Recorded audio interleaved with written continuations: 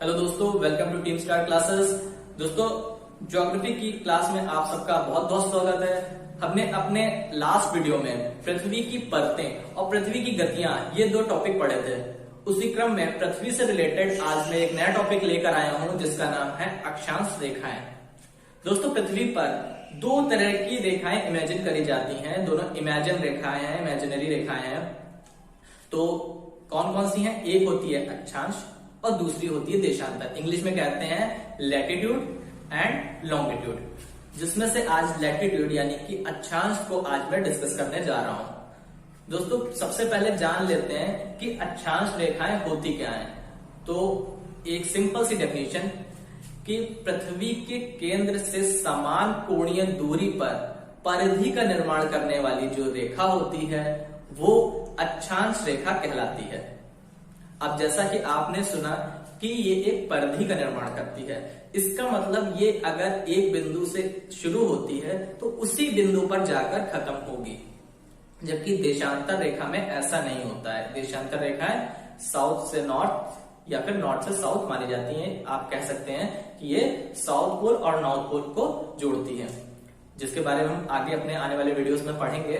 आज हम अक्षांश रेखाओं को देखते हैं कि मुख्य अक्षांश रेखाएं क्या हैं और ये कैसे कटिबंध का निर्माण करती हैं। तो चलिए देख लेते हैं। सबसे पहले बना लेते हैं एक पृथ्वी, और पृथ्वी पर ये हो जाता है आपका नॉर्थ पोल और ये साउथ पोल। ये रहा पृथ्वी का केंद्र। अब दोस्तों, आप देख रहे होंगे कि ये नॉर्थ पोल हो चाहे साउथ पोल हो, आप जब इधर बढ़ेंगे तो ये भाग उभरा हुआ है सबसे ज्यादा। तो अगर यहां पे सूर्य होगा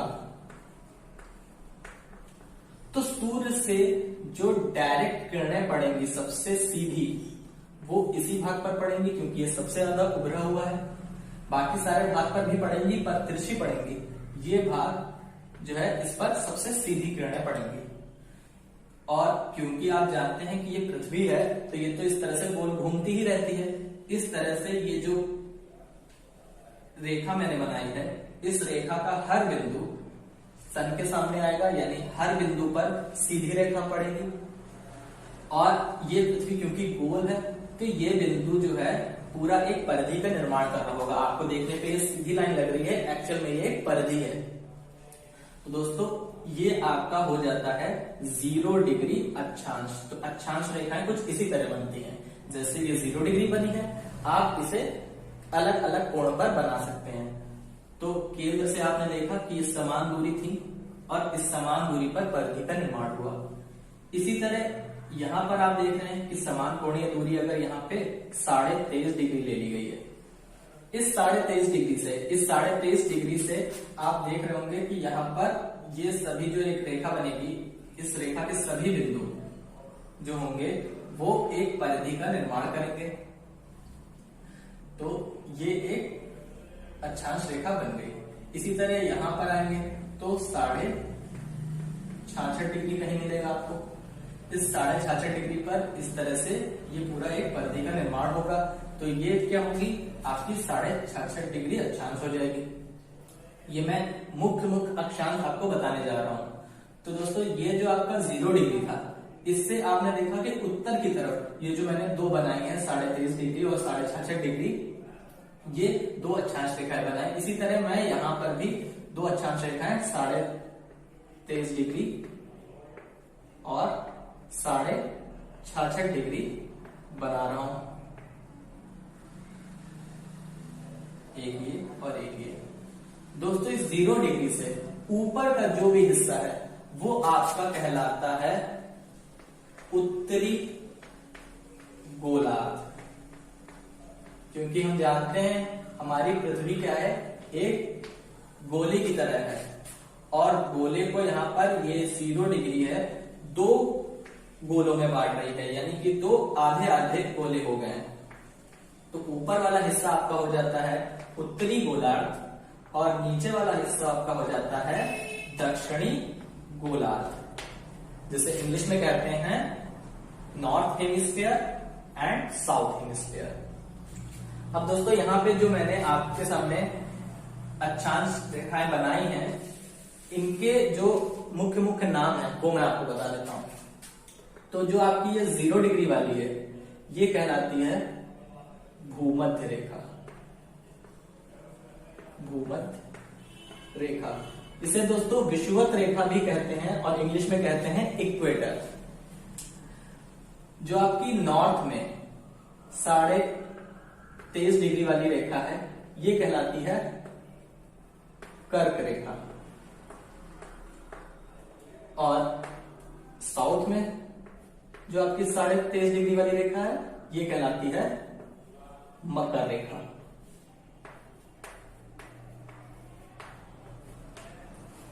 इसके बाद बची 66.5 डिग्री नॉर्थ और 66.5 डिग्री साउथ। ये जो रेखाएं हैं, इनके नाम, तो अगर नॉर्थ में है तो ये कहलाती है आर्कटिक सर्किल, यानी कि आर्कटिक वृत्त। और ये अंटार्कटिक सर्किल, यानी कि अंटार्कटिक वृत्त। तो ये आपकी मुख्य अक्षांश रेखाएं हो गई। दोस्तों अब यहां हम जान लेते हैं कटिबंध के बारे में। तो देखिए 23.5 डिग्री नॉर्थ से लेकर 23.5 डिग्री साउथ के बीच ये जितना भी पोर्शन आता है आपका, ये वाला,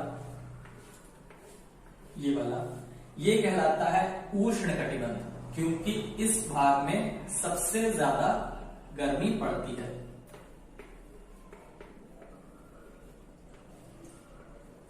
उष्ण कटिबंध। इसके बाद 23.5 डिग्री से लेकर 66.5 डिग्री, चाहे वो नॉर्थ में हो चाहे वो साउथ में हो, ये हिस्सा जो है, ये वाला हिस्सा, चाहे इधर हो चाहे इधर हो, ये कहलाता है आपका शीतोष्ण कटिबंध।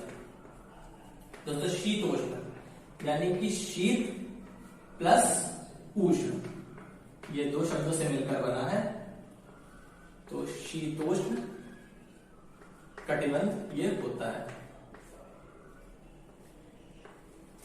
इसके बाद जो ये हिस्सा बचता है आपका, ये जो आप देख रहे हैं नॉर्थ पोल के चारों ओर 66.5 डिग्री तक, चाहे साउथ पोल के चारों ओर 66.5 डिग्री तक, तो ये ध्रुवीय हिस्सा है, यानी कि ध्रुवीय क्षेत्र है, तो इसको नाम दिया जाता है शीत कटिबंध। हम इसे ध्रुवीय कटिबंध भी कह सकते हैं, तो इसे नाम दिया जाता है शीत कटिबंध। तो आज की वीडियो में दोस्तों इतना ही। जाने से पहले एक आपके लिए आवश्यक सूचना है। दोस्तों आप में से जो भी लोग मैथ्स में थोड़ा वीक हैं या फिर जिनका बेस क्लियर नहीं है, वो मेरे channel just knowledge with Piyush sir को विजिट कर सकते हैं। दोस्तों यहाँ पे बेसिक मैथ्स से जुड़ी कई वीडियो हैं जो आपके लिए हेल्पफुल होंगी, तो एक बार विजिट जरूर कीजिए। और साथ ही आपको यहाँ पे जीके से जुड़े हुए कुछ इंटरेस्टिंग फैक्ट्स भी मिलेंगे। तो मिलते हैं अपने नेक्स्ट वीडियो में, तब तक के लिए थैंक यू।